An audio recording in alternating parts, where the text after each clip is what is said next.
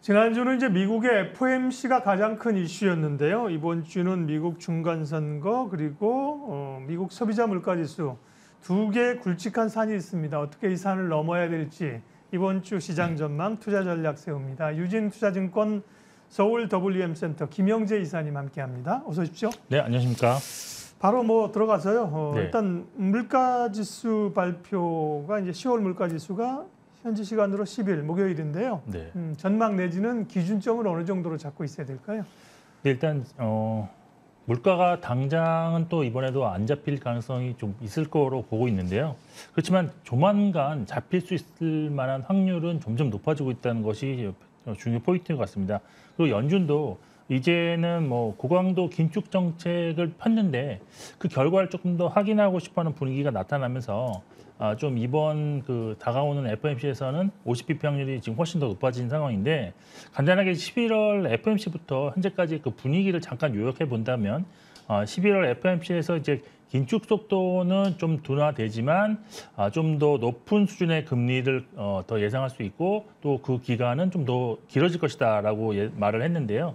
그 이유로 든 것이 9월 FOMC 이후에 나타나는 각종 지표들이 예상과는 다르게 좀 높은 수준이 계속 유지되고 있다라는 것이 그런 말을 한 배경이었습니다. 그리고 지금 또 하나 이제 참고로 말을 해준 것이 현재 시점에서 그럼 금리 인상에 대한 속도라든지 아니면 최종 금리 수준을 예측할 필요는 없고 철저하게 시장의 그런 물가지표 수준에 의해서 정책이 바뀔 수 있다라고 좀 말을 했습니다. 그래서 여기에 더해서 고용 지표에 관해서도 조금 약간 스탠스의 변화가 좀 보였는데요. 연준 위원들 중에서는 고용 지표는 이제 후행적인 그런 현상이다라는 발언도 있었고요.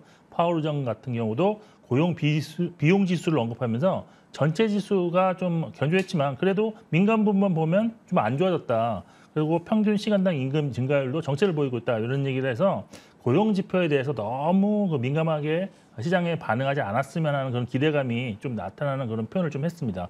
그래서 이런 걸 보면은 앞으로는 이제 고용 지표에 대한 중요도는 조금 낮아질 수 있고 그렇지만 물가 지표에 대한 중요도는 훨씬 더 높아졌다라고 보는데 따라서 이번 10월 그 소비자 물가 지수가 상당히 중요합니다. 근데 전망은 지금 이제 전년 동월 대비 한 8% 증가, 그리고 전월 대비로는 한 0.7% 증가 예상하고 있고요. 그런 소비자 물가 지수는 각각 6.5% 증가, 0.5% 증가로 예상되는데 이 수치를 예상 수치들을 보면 전월 대비 지수는 상승하지만 전년 동월 대비로는 좀 하락하는 것이 좀 지속될 수 있다. 그렇지만 중요한 거는 절대적으로 높은 수준이 유지된다라는 점이 좀 중요할 것 같습니다. 그리고 이제 지난주에 발표된 그 고용 지표가 상당히 좋았는데도 향후는 물가 지수 상승률은 크게 둔화될 가능성이 있다고 지금 보고 있는 상황인데요. 일단 공급 측에서의 그런 물가 인상 압력 요인이 현저하게 지금 떨어지고 있습니다. 지금 예를 들어서 글로벌 공급망 압력 지수가 작년 12월 달에는 이제 4.31포인트로 최고점을 기록했는데 그것이 좀 하락하다가 다시 4월에 이제 3.42로 반등을 했습니다. 근데 지금 현 시점에서는 1포인트로서 이것이 지금 2020년 2월 수준까지 하락한 상태이기 때문에 이제 공급 관련해서는 인플레에 영향을 주는 것이 아니라 오히려 인플레이션이 떨어지는 것에 더 영향을 주지 않겠느냐라고 볼 수 있겠고요.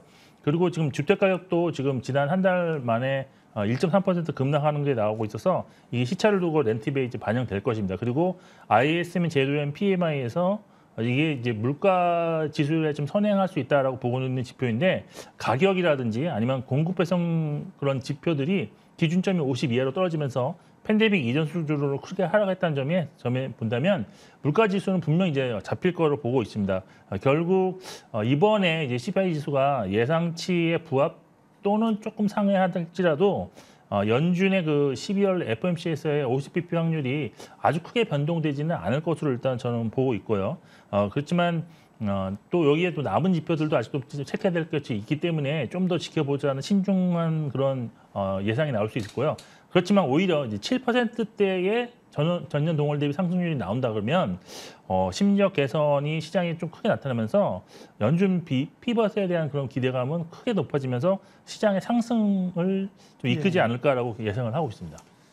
그러나 종합해 보면 어쨌든 물가가 쉽게 떨어지지는 않는다. 그 정도로 이제 기준을 잡아놓고요. 다음이 미국의 중간 선거입니다. 공화당의 우세가 점쳐지고 있는 상황인데 주식시장의 이제 선거 이후에 어떤 변화가 나타나느냐가 투자자들은 궁금한 거죠. 네, 일단 뭐 전반적으로 보면 이제 공화당이냐 아니면 뭐 지금 민주당이냐 뭐 네. 이렇게 지금 보고 있는 상황인데 사실 뭐 중간 선거 관련해서는 많은 이제 매체들에서 얘기를 했기 때문에 중간 선거 이후에는 이제 주식시장이 올라간다. 근데 이제 중간 선거 자체도 하나의 불확실성이었기 때문에 중간 선거가 없었던 그 선거가 없는 해가 오히려 상승률이 더 높았다는 점이 그런 것을 보면 결국 불확실성 해소라는 것에 초점을 맞추실 필요가 있다. 구체적으로 뭐 민주당이 되거나 아니면 공화당이 되거나 이거에 대해서 확률적으로 공화당이 압도적으로 뭐 우세가 되는 것이 양당 그 상하원을 모두 이제 차지하는 것이 가장 그 과거의 수익률이 높았는데 그럼에도 불구하고 최악은 민주당 대통령 그다음에 민주당이 상하원을 장악하는 때가 가장 수익률이 낮았습니다. 그래서 지금 최근에 지금 나타나고 있는 그 전망은 최소한 공화당이 하원에서만큼은 거의 확실하다.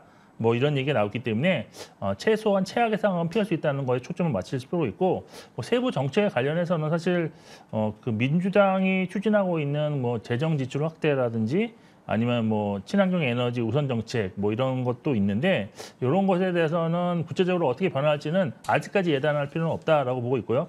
그렇지만 이제 하나 이제 기대하고 있는 거는 우크라이나 관련한 지원은 공화당 측에서 지속적으로 너무 백지수표를 뭐 남발할 필요 없다 뭐 이런 식으로 얘기를 하는 적도 있기 때문에 좀 투자자 입장에서는 공화당이 지금 상하원을 장악할 경우에는 우크라이나 관련 지원이 축소되면서 어떤 종전 논의가 좀 더 활발하게 진행될 수 있고 여기에 따라서 뭐 인플레이션 관련 것도 그렇고 좀 전체 시장도 그렇고 또한 뭐 재건 테마도 아주 중요할 수 있을 그 정도로 좀 긍정적인 면이 있기 때문에 저희 투자자 입장에서는 약간 공화당이 좀 상하원을 차지해 주면 그런 바람이 있는 것 같습니다.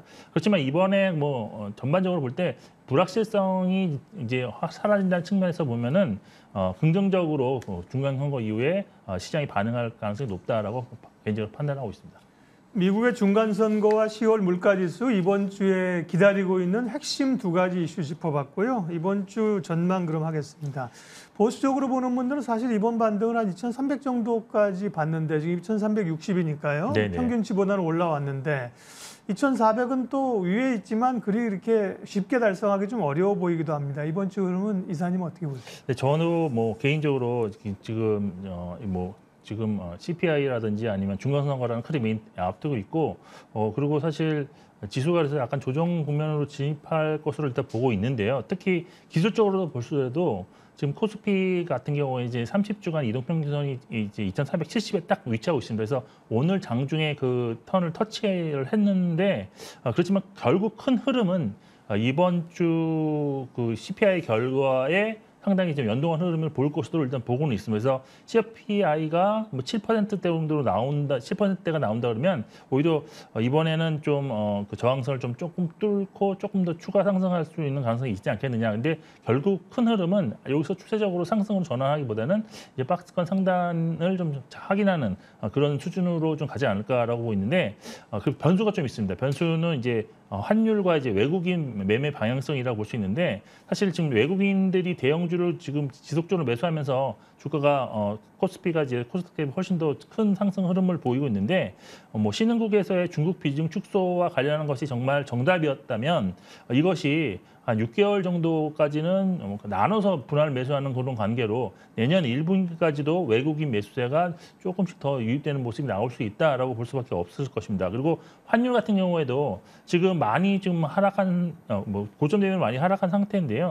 일단 연준이 이제 금리를 급하게 올리지 않을 수 있는 분위기가 지금 조성되었고 여기 이제 미국 중간 선거 이후에는 민주당에서 강달러 현상에 대해서 크게 집착하지 않을 수도 있는 상황이 나올 수도 있습니다. 그리고 엔화가 지금 좀 강세로 전환될 가능성도 좀 있어 보이고요. 여기에 중국 관련해서는 뭐 아직까지 확정되지는 않았지만 어떤 정책이 단계적으로 해소될 수 있는 기대감이 꾸준하게 나타날 수도 있기 때문에 위안화도 강세 가능성에 대한 기대감이 어떤 달러 강세를 좀 제한적으로 제한하는 요인이 되지 않을까라고 보여서 지금부터는 달러 이제 강세 피해 업종에 대한 관심을 조금씩은 조금 높이셔도 좋지 않을까라고 개인적으로 보고 있고요. 그리고 이번 주 지나면 다음 주에 이제 3분기 실적 시즌이 끝나게 되는데 예. 지난 주에도 사실 실적이 좋아할 것으로 예상되는 종목들에 대한 그런 움직임이 상당히 좋았습니다. 예를 들어서 조선기자재가 그랬는데 이번 주에도 3분기에 좋은 실적이 기대되는 그런 조금 움직임이 덜했던 종목들은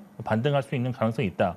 다만 그래서 이게 개별 종목 장세가 이번 주는 될 것 같은데 하지만 대형주 장세가 끝난 게 전혀 아니기 때문에 좀 대형주도 같이 보시면서 이제 눌림목 매수 관점으로 좀 접근하실 필요도 있다라고 보고 있습니다. 물론 CPI가 잘 나온다는 전제 하에서 지금 말씀드린 겁니다. 대체적으로는 좀 횡보 장세를 예측하신 것 같아요. 2차 전지는 최근에 워낙 뜨거웠기 때문에 오늘은 좀 쉬고 있고요. 오늘은 보면 자동차나 뭐 IT나 또 이런 쪽으로 수급이 좀 갑니다. 전략이나 관심 어떤 걸 좀 늘리고 어떤 걸 줄여야 되는지 전략 마무리해 주십시오. 네, 전략은 일단 저는 상승 시에는 좀 비중을 조금 축소하시는 것이 좋다. 그리고 이후 지표들이 어떻게 나오는지 보면서 대응을 하자라고 보고 있고요. 네. 그리고 사실 저는 지난주에 사실 테마적으로 보면은 가장 강했던 테마가 네옴시티 테마인데 저는 이게 약간 주춤해 줄 가능성이 있다. 그리고 2차 전지 같은 경우는 지금 대형주가 주춤한 사이에 이제 좀 소재주들이 또 올라왔다가 오늘도 주춤하는데 일단 추세를 이용한 단기 매매는 아직도 유효하다라고 보고 있고 그리고 지난주 좀 특별하게 좀 움직였던 것이 지금 LG그룹주가 바닥권에 있는 LG그룹주가 대량 거래되는 그런 모습을 보였는데 특히 뭐 LG전자 같은 경우는 이번 주까지도 관찰이 좀 유효하지 않을까. 그래서 수급 변화를 보시면서 좀 대응하실 필요가 있다. 그리고 중국 관련해서는 사실 제로 코로나 기대감은 지금 많이 완화된 것 같습니다. 하지만 11일 강군제를 앞두고 있기 때문에 투자 심리 개선 가능성이 있는 중국 소비주들은 눌림목에서 매수 관점이 유효하지 않을까라고 개인적으로 판단을 하고 있습니다. 네, 주간 전망 및 전략 유진투자증권 서울 WM센터 김영재 이사님 함께했습니다. 고맙습니다. 네.